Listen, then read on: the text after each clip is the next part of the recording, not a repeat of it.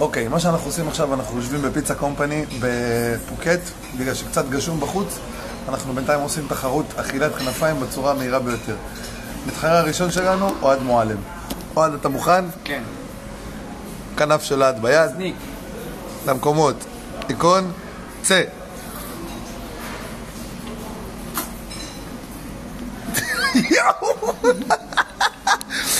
טוב, אנחנו עוברים למתחרה הבא. דותן מועלם. דותן, אתה מוכן? למקומות. תיקון, צא.